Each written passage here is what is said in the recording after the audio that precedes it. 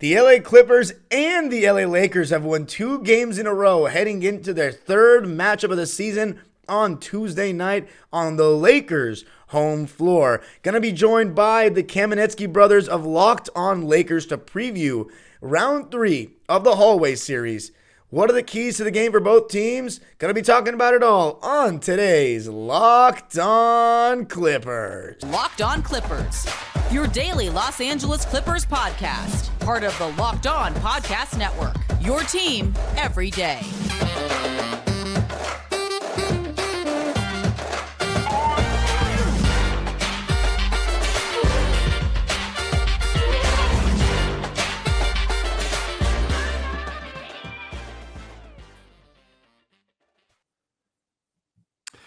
All right, Lakers versus Clippers tonight at the Crypt. And as promised, joining us to talk about that game and two teams that are confounding, I think, in many ways, to say the least. Darian Vaziri, he is the host of Locked On Clippers. You know him as Dime Dropper on Twitter. That's, of course, his YouTube channel where if you're a Laker fan, you can go see it. He does just all kinds of basketball content, including Laker stuff. So you want to check him out, Dime Dropper at YouTube. Darian, good to see you, man. It's been a bit. Good to see you guys as well. Yeah, it's been since before our first matchup on opening night. So it's good to be back. But has anything happened in between? Oh, man, so much. I'd say, though, our season has gone way differently than the way we were talking that day.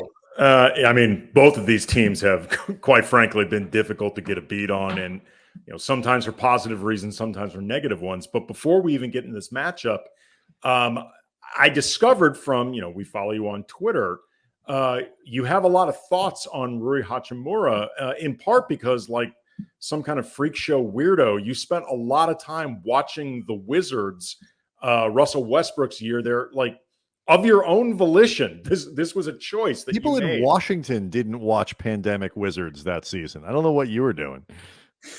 I mean, I like Russell Westbrook because he went to UCLA and my dad went there, my sister went there. So I was just interested to see how the Wizards would do. And I obviously didn't know too much about Ruhi Hachimura except for that he was, half Japanese, went to Gonzaga. And I saw him play that season. I think he missed around 15 games, but there's a talent there. I mean, he's 6'8", he's really strong. What I like about him is that he can post up a little bit too. I'm kind of a sucker for post game. And he kind of reminds me more of like a traditional power forward. I think that's a position that's kind of dying a little bit, where you see like bigger guys, small forwards that are a little bit bigger play the four. Like for us, we have Marcus Morris. When he first entered the league, he was like a small forward, but because the league has gone kind of small, he's 6'8", kind of big. He can slot into that stretch four role. LeBron was a small forward when he entered the league, and he plays power forward for you guys when AD is healthy. So Ruhi Hachimura, in my opinion, is a little bit more traditional, 18 feet and in, can post up, can face up a little bit, strong. I don't consider him a traditional wing. He's more like, as I said, like more of a traditional power forward, but he definitely has some modern flair to him. What I'm interested to see is how good is he going to be spotting up, because I know the Lakers want shooting and stuff. And he's, I think, an average three-point shooter. But I saw some stat today where he's good in the corner. So if you can hit corner threes, that's going to be big for you guys. He's great. Shot, if nothing else, the shot quality will go up with the Lakers relative to what he's getting in Washington. One of the things I think is interesting just about this deal is I haven't looked, didn't look for Tuesday morning, but like when we sat to record, it was like 2 games separating, or 2.5 games separating 5 through 13 in the Western Conference. It's crazy, man. Like I was looking at the seeding between 5 and 13 and point differentials. The lowest was the Lakers with a -0.9, and the highest was the Thunder with plus 1.1 from seeds 5 through 13. Like that is incredibly tight. I mean, we've seen how bunched up these teams are, but it just really underscores how there has been truly no separation between them on really any level at all. So my question for you, Darian, like as a guy looking from the outside in on the Lakers and just watching the West, how much do you think even small deals like this, because it should improve the Lakers at least some, because it makes, if nothing else, gives them another rotation player for a guy in Kendrick Nunn that was not rotation quality. How much do you think just even a minor deal like this can matter in the West, given how it's gone this season? I think it definitely helps. I don't think it's the needle mover that'll take this roster to become a championship roster personally. I think there's still a need for one other wing player that can guard number one options on other teams. I know Dennis Schroeder, Pat Bev, Lonnie Walker, Austin Reeves, they play above their size and they compete for sure on defense. But to me, you guys still lack that wing player that can also kind of be more competent offensively than like a Juan Toscano Anderson per se. And I don't think Rui is that guy. But I do think it absolutely helps. I mean, especially a low risk, high reward kind of move like this. Kendrick Nunn, he wasn't really what he was expected to be for you guys. Ruhi Hachimura, a young player. What I'm interested to see is, are you guys going to look to really develop him past this AD LeBron era? Because I think, in my opinion, if he just becomes a role-playing, I shouldn't say role-playing, but just like a spot-up guy, I think you could see his offensive value decrease and people start questioning how good he really is. He, to me, still needs to be throwing the ball a little bit and can go get his own a little bit as well. So, especially with AD out, I think that's a good chance to get him incorporated quickly. It's also really interesting, too, when you were talking about like how big of a needle mover this is. There's been a lot of uncertainty about how active this trade deadline is going to be, period, because there are so few sellers at the moment. Things might change over the next couple of weeks, but depending on how many teams are actually willing to deal, like there's a decent chance that Ruhi Hachimura could end up one of the biggest deals of this deadline period, regardless of how much you actually think he's going to help the Lakers, which in turn means the Lakers will have incrementally improved more than some of the other teams around the league, just because there might not be a ton of action. Yeah. I mean, this guy was a 9th pick in the draft. There's a lot of potential here. The only thing I will say, the obvious question that Laker fans have been asking me today, how's his defense? And from my memory, I can't remember. Like, there were moments where I'd say good defense, Rui, and then there were also where it seemed like he was not great. To me, the sample size that I saw, like 30 games or so that season, was too small. And I have to go back and check what I was saying in the moment. With defense, it's like you really find out who a guy is when he's on your team. You're watching him every single night. Totally different. So we'll find out very quickly. But size-wise, I mean, if a guy that's 6'8", 248 is giving effort on defense and just knows where to be, that's a presence out there. That's a body. Yeah. I mean, my thinking is that, his defensive numbers in Washington are not good. I mean, that's, it takes a cursory glance at cleaning the glass to see that.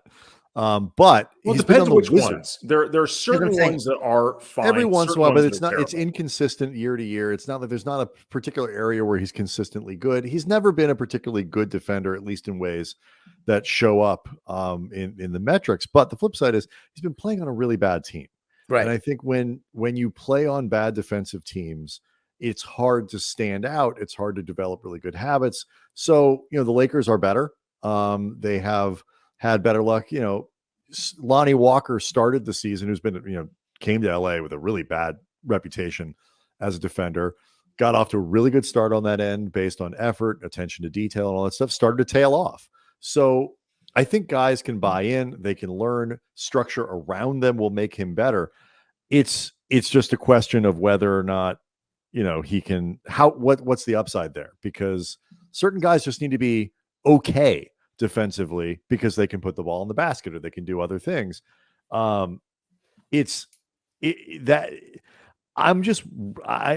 don't know what to make of the conference, because every team is like the Lakers. Oh, but they're missing Anthony Davis and other guys are hurt, or the Clippers. Paul George has been out and Kawhi Leonard's barely played, and and all that stuff. It is so hard to project what things are going to look like in 2.5 months. Like, who's going to be healthy, who's going to have their stuff together. So I want to ask you, when we come back, what else the Clippers need, and and then obviously what's been going on, so we can figure out what's going to be happening on Tuesday night for this very important game between the Lakers and Clippers. So we'll do all that next.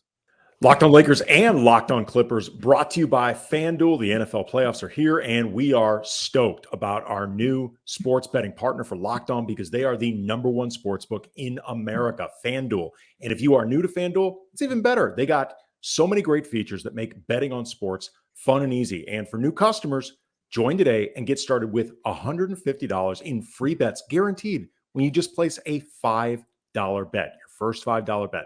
Sign up at FanDuel.com/locked on. FanDuel has all your favorite bets, from the money line to the point spreads to player props. Plus, you can combine your bets for a chance at a higher payout with the same game parlay. All that's on an app that's safe, secure, and super easy to use. So, football fans, don't miss out. Place your first $5 bet to get a $150 in free bets. Win or lose, $150 in free bets at FanDuel.com/locked on. Make every moment more with FanDuel, the official sportsbook partner of the NFL.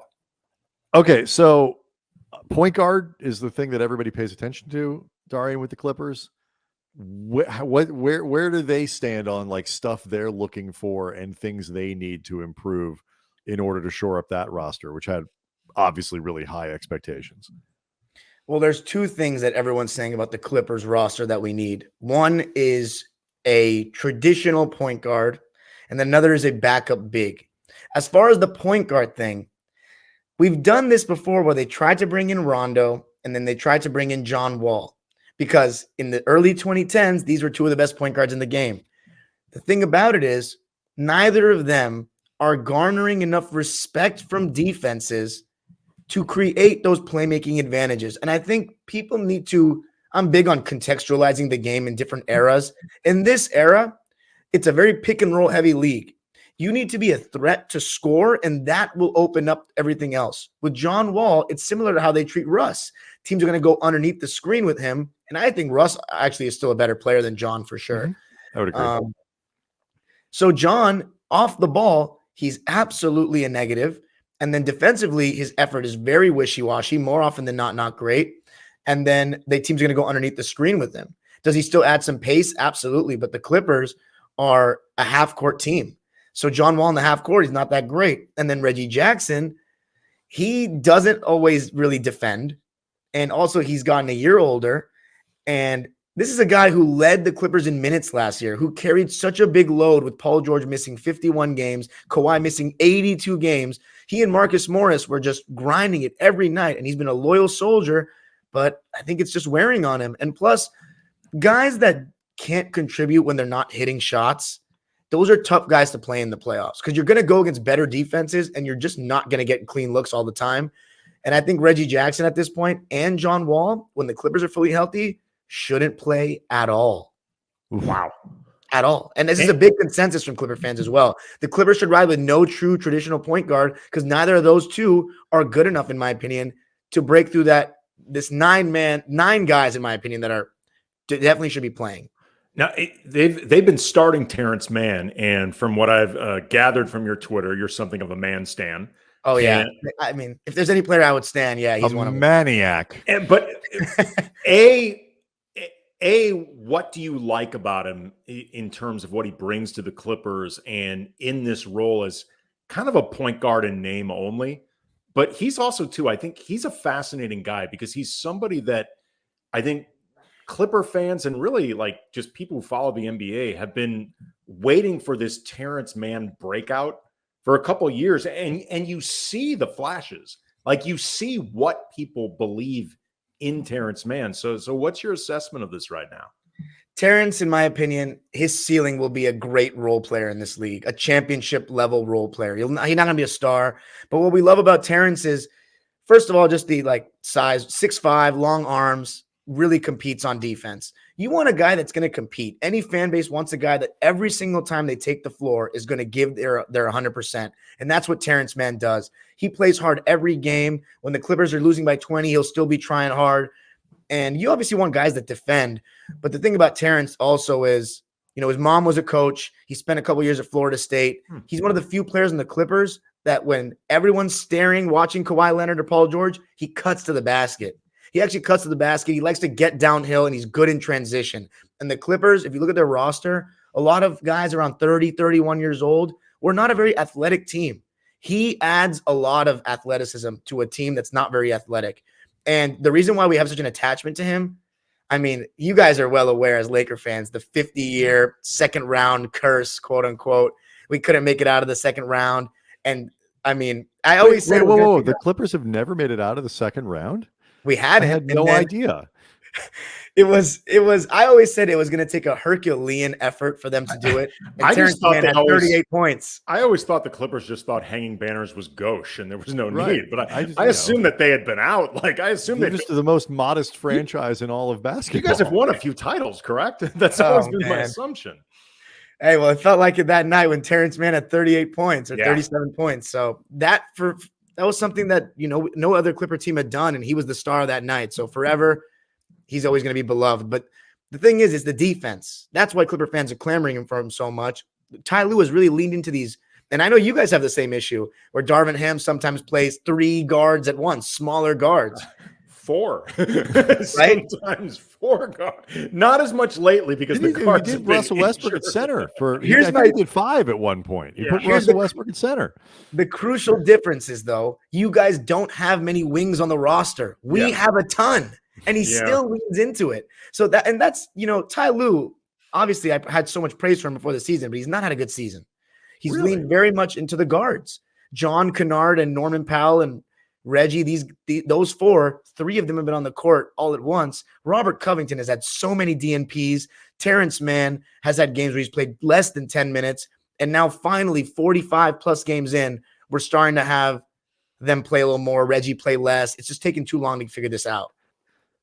So looking at tonight, like what I think is fascinating about this game is that the Lakers got the 2-10 start, and it's just been atrocious and whatever. But since then, they've kind of scratched and clawed their way back. And I think people are starting to look at them. They beat Memphis the other night. They've beaten, Milwaukee. They've had some good games and then some really close games against good teams. They beat Denver and so on. And there's this feeling of, add a little bit here. Anthony Davis comes back. If he can stay healthy, LeBron is amazing again. And, AD was playing MVP caliber and all that. Like, maybe they can make a little bit of noise. And the Clippers, it seems to be WTF, even though some of the explanation is, Kawhi hasn't played much and Paul George has been hurt. Where are the Clippers Tuesday? Like, what should people expect from this team? They've won 2 in a row. Is it getting any better? What should people look for? It absolutely is getting better, and it starts with number 2. Kawhi Leonard in the last 10 games he's played is averaging 26 points a game. He's shooting over 50%, and he's also shooting 46% from 3. So he's been electric lately. Like, there's no reason for me not to believe that come playoff time he's going to be right where he was in 2021. It's looking like that. What you're seeing also recently is you mentioned Terrence Mann is in the starting lineup, but the primary ball handler in the starting lineup is now Paul George. And I think that's honestly the right move. Looking at the 9 guys we have, Paul George should be the primary initiator. Now that comes with its own issues because Paul can be very reckless with the ball. And I think something to watch in this game is we saw it on opening night.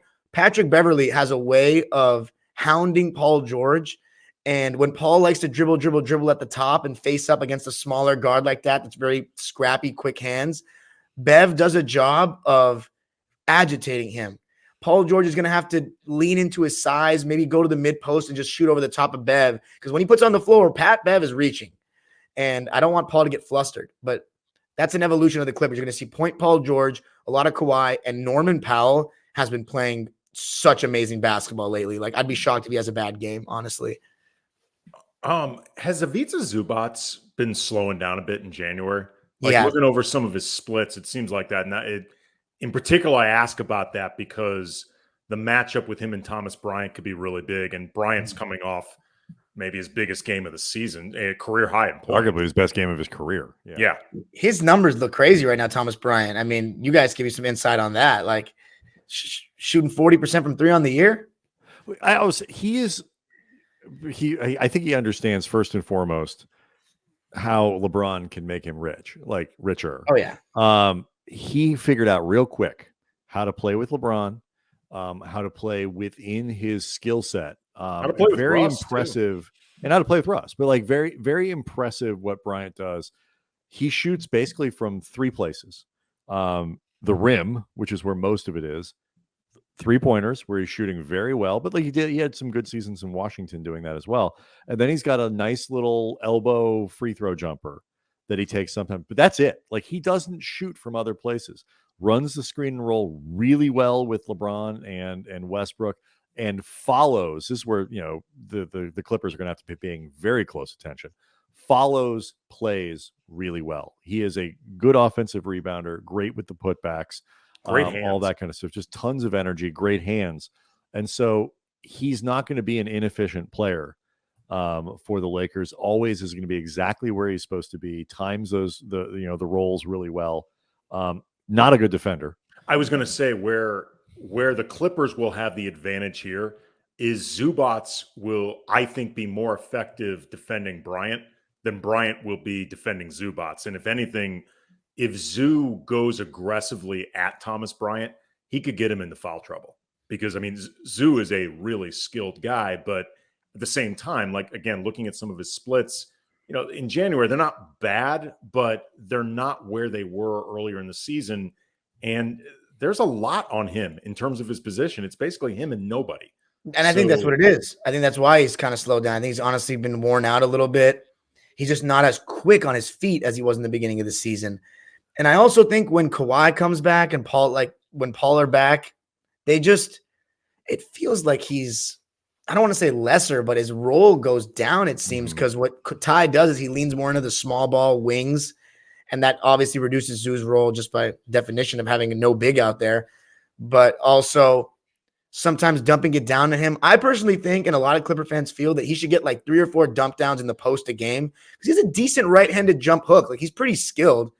But again, it's that whole conversation about the post game is dead and it's, you know, this and that. But when you have a guy that has the skill, got to throw it to him a little bit. And I think sometimes Zoo can get looked off and be a little disengaged because of it, which is normal for anyone.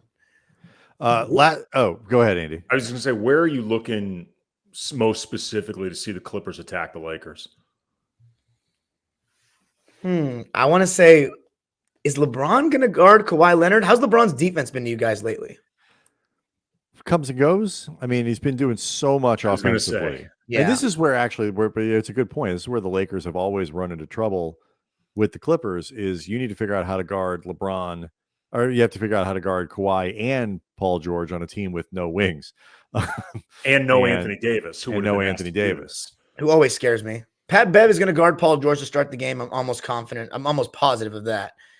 Kawhi Leonard will probably see. Did Juan Toscano Anderson start last night or Troy Brown? Troy Brown. It was Troy Brown. He'll see some of that. He'll see some LeBron. He'll see some stuff. You know what, though? You actually, now that you're asking me, not Kawhi Leonard in isolation. I think that we should go to a good amount, but definitely putting Thomas Bryant in that pick and roll and seeing if he can guard. That's definitely the way the Clippers are going to go early. My last thing for you, you know, a lot of people are looking at the Clippers and wondering, like, okay, at some point, you know, it's a little like the Warriors. Like if you're, you know, you can kind of cruise your way through the regular season, try to manage it as much as possible. Obviously, the Clippers are, you know, first and foremost focusing on the health of George and Leonard, as they should. Where do you think, you know, with 35 or whatever games it is left, that they have enough time that if guys stay healthy, they can lift themselves back up into the kind of play that everybody expected from them at the beginning of the year? Absolutely can. I think what you guys mentioned in the beginning about the West being so up in the air and there being so much change on a night-to-night basis is the safety net. Because in normal years, you have this kind of record at this time, you're probably out of the championship conversation unless you make a crazy run in the playoffs. Because we haven't seen teams that win the championships are top 3 seeds. Like, let's be honest, it only has happened twice lower than a top 3 seed. So I think we have time because the West has been so wishy-washy, but they got to get it together. I think, to your point, they have this arrogance. Like the Warriors, the difference with the Warriors is they've been there, done that in the championship. The Clippers have not, and they seem to have this belief that we just show up to the playoffs and everyone's going to be scared of us. I think it's complete arrogance. They need to actually show this in the regular season and build continuity because it just doesn't happen like that. Oh, you got a couple second-round playoff appearances put the fear into people. Been to the Western Conference Finals. We've established this. They've been to the Western Conference Finals. All right. Darian Vaziri, host of Locked On Clippers, Dime Dropper on YouTube and on Twitter. Oh, this is always good to catch up. We'll do this again in the play-in when Lakers and Clippers are contesting to get it. But I make the joke, like it's totally possible that could happen. It's also totally possible these teams could both rise up into the top 6. It's also totally possible that 2 guys on each team that are really important get hurt, and we're talking about the lottery. It just seems impossible that these 2 teams will ever meet. Yeah, I was going to say that. 38 years we've been doing this, saying that this, like the promise of the hallway series and the LeBron Kobe puppets were like the 2 biggest lies in NBA history. Like in terms of things promised and not delivered. We have been promised these things for years, and we just got lied to our faces. Mm-hmm. Shout out to Kobe, 81-point anniversary 2 days ago. So we never were forget there. that night. It was pretty amazing. All right. We'll do this again.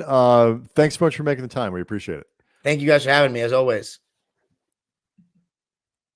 All right. So looking at the matchup, some things I didn't mention yet with them.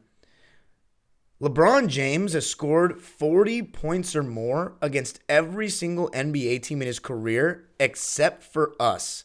So knowing LeBron like I think I know him, I think he may be going for a big scoring night, especially without Anthony Davis.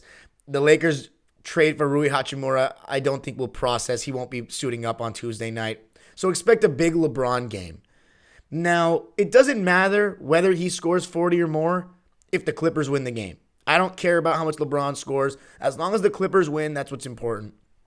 As I mentioned earlier, got to attack Thomas Bryant in that pick and roll. Honestly, Paul George, even though Pat Bev is going to be right on his hip, right on his waist, put Thomas Bryant in that pick and roll, see what kind of looks the Clippers can get. Definitely try to get Kawhi Leonard isolated against whoever's guarding him. But one thing I would look for the Clippers to do as well is, 1, dump it down to Ivica Zubac 3 or 4 times against Bryant, who got absolutely destroyed by Alperen Şengün a couple of games ago. And Şengün is a better post player than Zoo. He's one of the better post players in the league. But Zubac has that right-handed jump hook, and Thomas Bryant is 6'10". Zubac is a proper 7-footer. So Zoo should be throwing the ball a little bit, but considering the Clippers don't like to go to Zoo as like a go-to guy, probably not going to see that. If the Lakers line up with LeBron, Thomas Bryant, Troy Brown, Bev, and Schroeder, I think you'll start out with LeBron guarding Senior, Dennis guarding Terrence, Bev guarding Paul, Troy Brown will guard Kawhi, but I think LeBron some possessions will take him, and then the centers will match up. And I think the key for the Clippers is Kawhi and Paul George are going to have to split time on LeBron. And that's actually, no, Terrence Mann's going to start. Okay, great. So Terrence Mann will guard LeBron. And then we can switch 1 through 4. And obviously, Zoo will be playing drop coverage. Lakers, one of the worst three-point shooting teams in the league. Thomas Bryant definitely helps that. So definitely try to just take away the paint, make them shoot three-point shots. No Austin Reeves, no Lonnie Walker. So that's big, in my opinion. Even though the Laker players like Dennis Schroeder and Thomas Bryant have been playing really, really well since they kind of, gotten started into the lineup in mid-November. Austin Reeves and Lonnie Walker are big pieces missed. They're not only shooting very, very solid from 3 this season, they play defense, they compete, and they're athletic. So it'll be nice to not have them on the court. For the Clippers, they won't have Luke Kennard and no John Wall. They continue to be out. I think we will see the 9-man rotation of the starting lineup and then Norman Powell, who's just been red hot, Nico Batum, Robert Covington, and Reggie. And Reggie has had some really good games against the Lakers in previous seasons, especially last year, the famous skip game winner game. So it'll be interesting to see how he does off the bench. Russell Westbrook, obviously coming off the bench, has been really solid for them in that role, even though it's come with the occasional mishaps at the end of games, which you're always going to get with Russ.